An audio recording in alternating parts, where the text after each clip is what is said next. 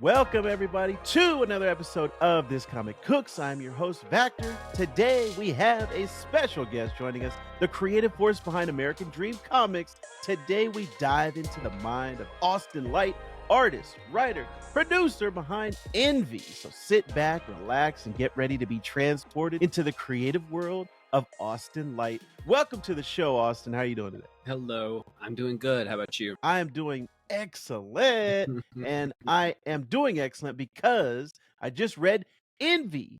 And I want to get all I want you to tell us all about that a little bit later in the show. But first, as I like to do often, anytime somebody joins us here in the Vactorverse, brand new to the Vactorverse, I always like to get their origin story, their canon event of what happened that kind of pushed you into the world of manga, comics, all of that stuff. So, what was your origin story? How'd you get into it? So ultimately, I would say a lot of high school interest and things of that nature. I always had an interest in animation that never died out. I wanted to see every Pixar movie. Oh, yes. I got into anime, a little bit later in my life. Yes. But the funny origin story is there. Those in betweens that Cartoon Network used to have. I think other networks used to have it. Yes. Where they had some kind of break before the show, but after commercial breaks and vice versa. And I want to say back in third grade, so that would have been like 2003 for me. Whoa. There was like a special for Easter where they had these in-betweens where they had like a monkey dressed in an Easter bunny suit. And I went to my friends the next day. I was like, did y'all see this? It was so funny. I'm in third grade. And we ended up making a comic of this. And we made like we did this comic for like 6 months. Nice. Poorly drawn. They were like just awful. I had made I think I would say I made a fairly good rendition of the Easter monkey, but my friend was like, no, we can't draw that every time. And he just made these lumps that he's like, this is the ears, this is the hand. But anyways, the fact that I remember that I just is a good little tidbit about my comic startup. It's crazy, third grade for whatever reason has like I have these core memories from third grade where it was like, why do I remember this specifically about third grade? Like, I remember music, I remember like shoes I wore and like pop culture, like stuff that was happening. Yeah. And I always go back to it, and I usually relate that. Like, sometimes my wife would be like, oh, I'm listening to this song or whatever. And I'm like, oh yeah, I used to listen to that in third grade. She's like, what? That's a random thing to pull out. But for whatever reason, third grade, it's like this nexus or something like this. Yeah. It's this like the parallel time reality or development something of the brain or Yeah, something. It's yeah. like collecting extra or something. Man, that's crazy. For sure. So after the Easter monkey, what came next in your comic development? I need to look that up, as a matter of fact, while we're talking. I need to find this. I don't know if you could find it. I don't know. Was it, you said it was Cartoon Network? Yeah. Okay. I think so. It's like third grade, so but with as I went through junior high and then to high school, there was I had a lot of art classes. I wanted to be a vet, then I wanted to be a meteorologist, and then I wanted to be a personal trainer later on. But every step of the way, I had always been like still drawing, still going to art classes, still wanting to learn more about that, and it never went away. I had fun in writing classes. My actual English and punctuation isn't like phenomenal, but the writing aspect of it was always fun. And even if I didn't do well. And then I went to Low Mill in Huntsville, here in Alabama, and studied under Kevin Stokes and Nathan Messengill for just a few it was cumulatively like maybe 15 hours. But I've maintained connections with Kevin, and I actually work with his girlfriend. So, wow. Like he's not like a stone's throw away. So, but and if people aren't familiar, Kevin Stokes is a really good independent contractor artist, and he's worked for DC and Marvel in the past, and he keeps on trucking in his studio. Wonderful, wonderful artist. Was awesome and a pleasure to learn under him. And then in 2019, I was in college, university, finishing up, and I discovered webtoons probably about a year or two prior, and I was like, well, this is like YouTube but for comics. Let me try this out. And I did, and I enjoyed it. It was garbage that I posted, but I was just like, I was testing it out, and it was fun. And then so I kept trying to do that. I kept trying to put more webtoons up, but I never had, like, there was school. I had another kid, so I had kid number 2. Went through relationship issues, and there was hiatus after hiatus. Couldn't keep a schedule.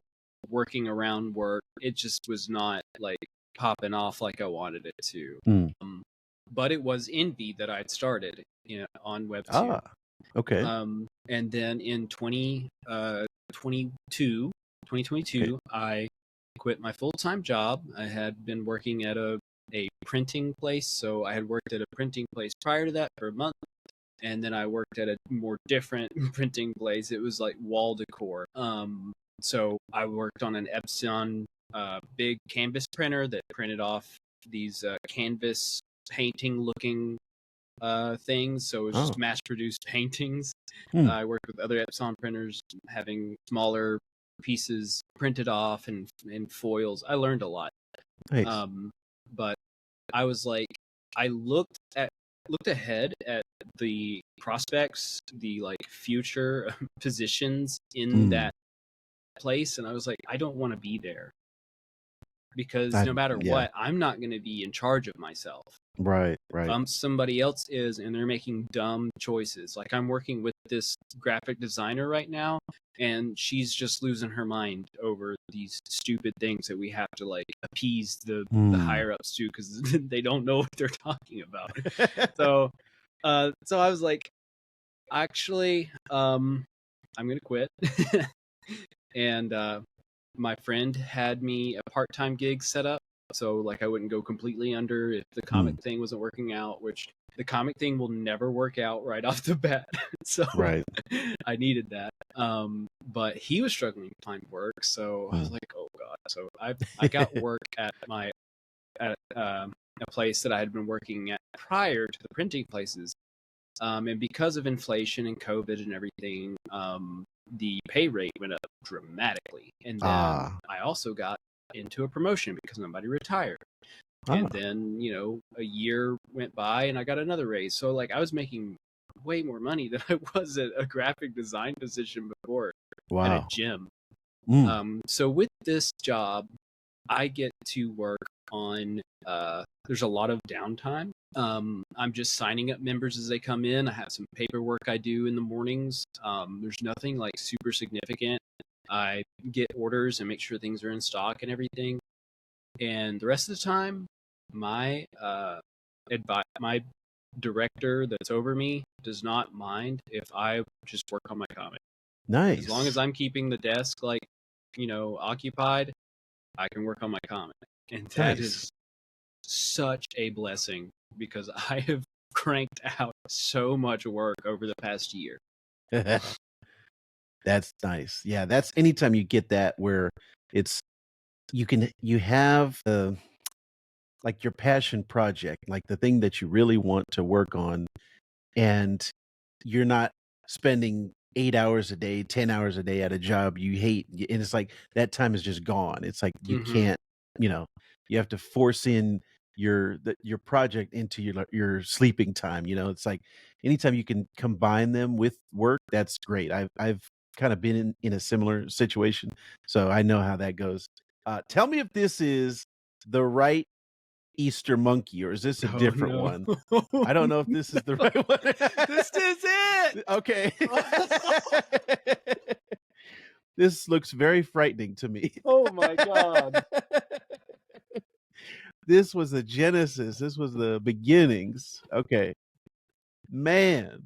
Yeah, Wow. I missed out on that. I missed out on that Cartoon Network monkey, but, it's amazing that, you never know what's gonna spark somebody's, Mhm. their journey, but that's hilarious that they still have that. Yeah, they got it on YouTube and, Mio and a bunch of places, but I can't man, believe I'm sure it. somebody's made some shirts with Easter monkeys on them somewhere. I'm sure somebody's got that. Okay, Not a so bad idea. that was 2022. When did you start going forward on Envy? Because you'd had it in your mind for that, in the back of your mind. When did it start becoming like, okay, this is something I want to I want to get this out into reality? So around 2016, I had been thinking of more of a fantasy story. And that fantasy story has kind of like matured into like not well, I guess matured wasn't a good but like it manifested into like my baby project that I want to make. Mm, And I didn't want to go guns blazing into that and screw it up. mm, I wanted to sink my teeth into some more storytelling and things like that. But with webtoons, I found that seemed like a good avenue to go up. So I started with Envy, and Envy just was kind of like a character that was always like in a lot of my college projects. And so, well, I was making a lot of like pinkish, purplish demon girls, and mm. they have found themselves into the series. But when I did that, I started trying to kind of come up with more story. From 2009, that's the conception of Envy, and then about 2 or 3 years later, I was like, okay, that's when I quit my other job, and I was like, okay, I'm gonna go hardcore into it. And then for about 6 months to a year, I had worked really hard trying to keep webtoons updating and going, and stuff like that. And then I had went to a convention, like my third convention, and I had somebody like probably the 20th, 30th person ever like approaching, out of, the crowds. Hey, where's the comic? Is this the comic? And I'd hold up my zine that I made. I was like, no, that's not the comic. That's just zine, and this is this. I got stickers, but it's all free on Webtoons. And it's like I just could not get people to go to Webtoons. And then my horror genre does not quite flourish on the current status of Webtoons, Mm. and so made a decision to just not have it on Webtoons anymore. I had been designing it to be this vertical scroll. I had been designing it to try and fit that kind of storytelling, and then I was like, it's going to go in comics. It's going to be print. And at that same convention where I made that decision, somebody had told me about a podcast called Comic Lab. And Comic Lab has these two veterans of web comics from like 25 years.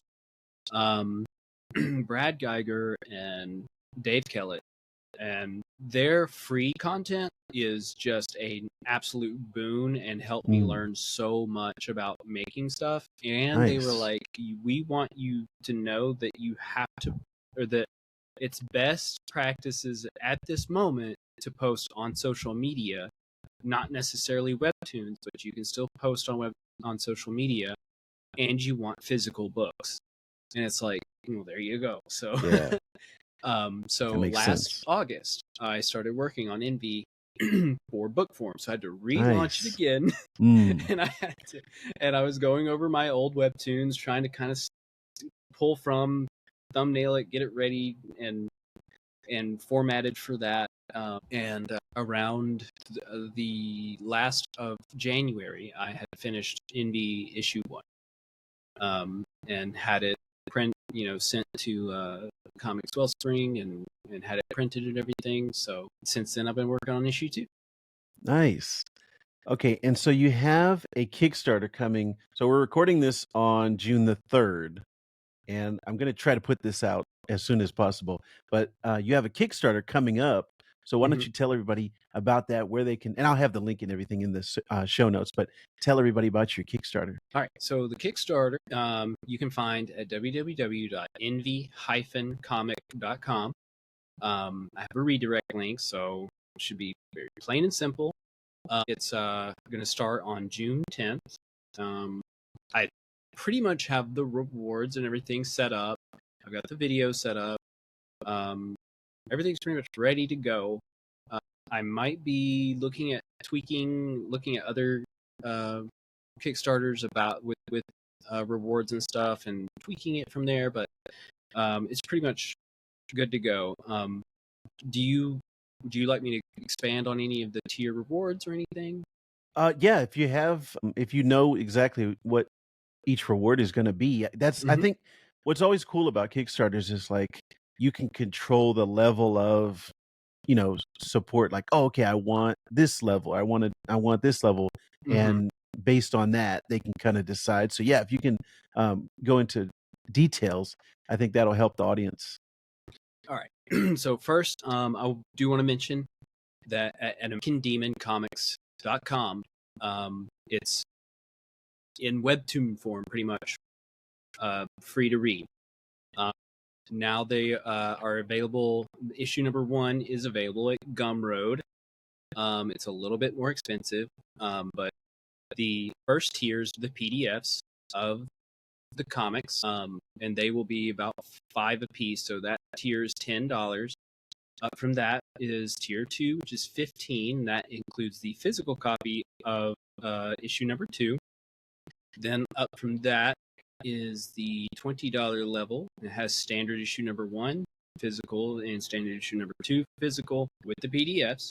And then up from that, I feel like there's a $25, but I do know that there's a $45 tier level with the variant cover by Adam Caswell. Nice. And it is a beautiful, beautiful cover. Nice. Am so thankful for him because he was really affordable and just did an amazing job, an amazing turnaround on the cover. That's perfect. And I'm getting logged into Kickstarter. There's no in between. It goes from that $20 to the $45 variant cover. And then the last tier is my original standard cover issue 2 ink.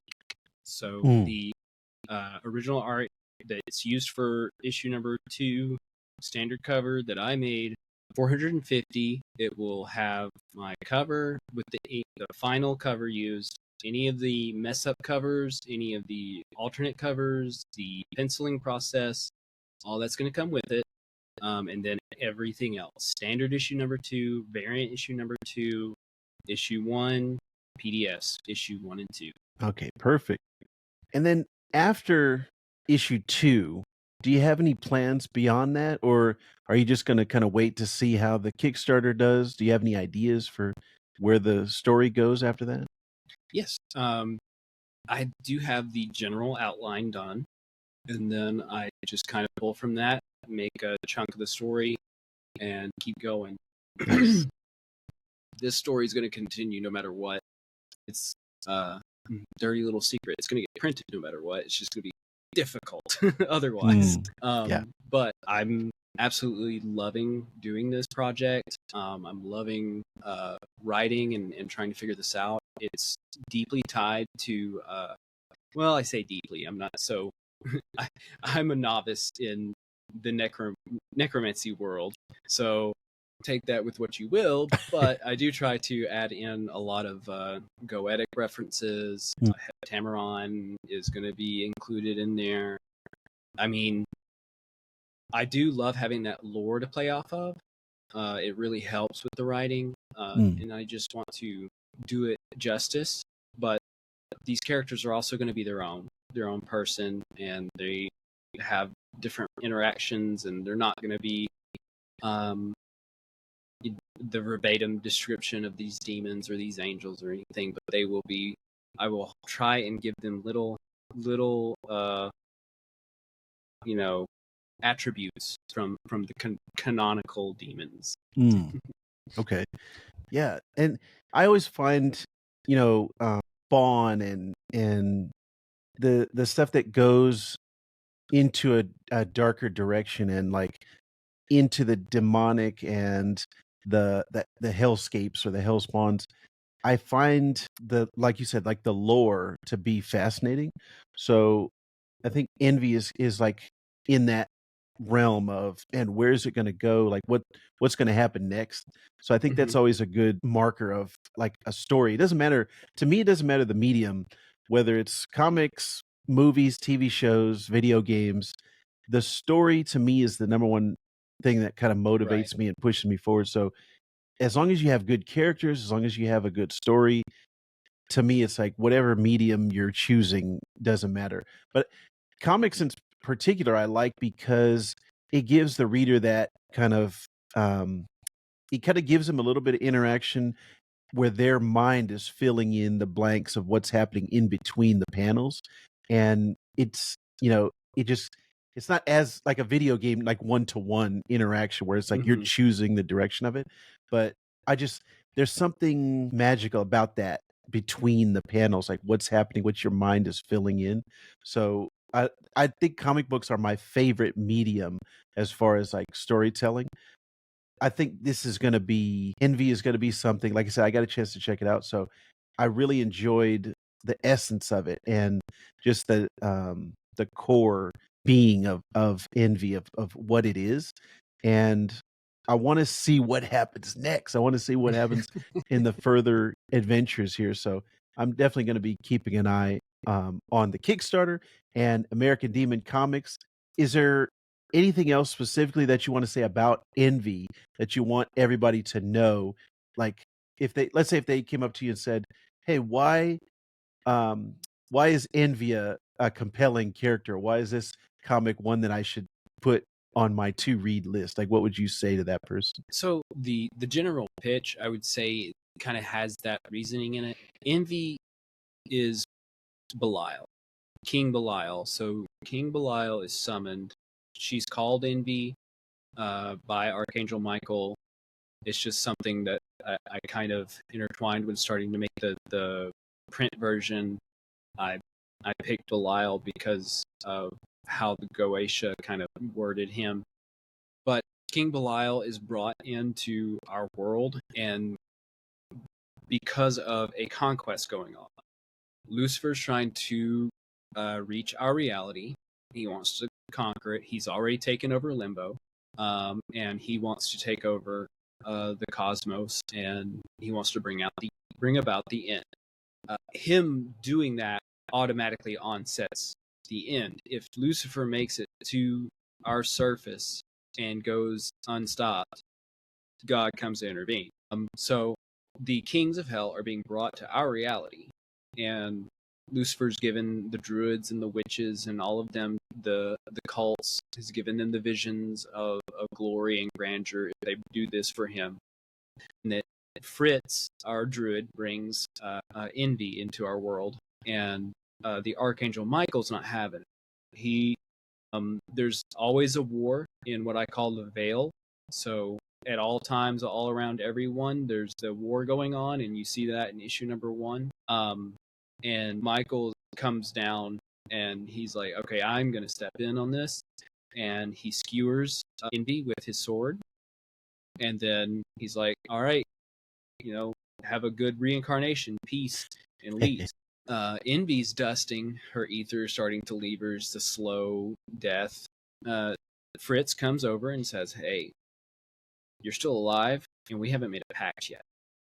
And she's like, "Well, there's nothing that's going to undo this." And she's like, "Well, if you could be a human, wounds heal, and the holiness of the wound is not going to affect you as badly since you're a demon." And she's like, "I don't really want to do that. I kind of hate humans."